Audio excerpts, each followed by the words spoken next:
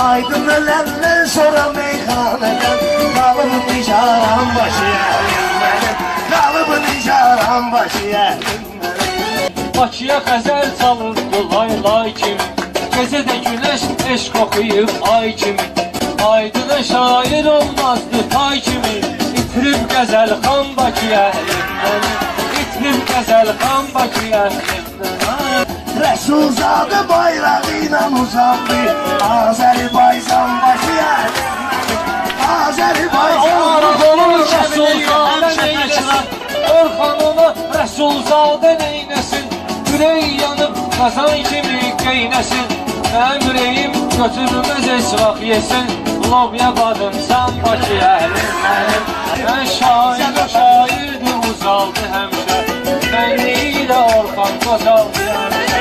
Ona görə də arkada qaldı həmişə. Seçə-seçə qəlyan Bakı əlim mənim. Seçə-seçə qəlyan Bakı əlim mənim. Erkek ürəyinə bu arzu istek olsun. Söz deyim ki herkese örnek olsun. Anamın ad günüdür mübarek olsun. Analara kurban Bakı Analara kurban Bakı Analara kurban Bakı Anasının ad günüdür. Bizim de anamız değil, təbrik edirik. Bütün havalar var mısın? Sağ ol.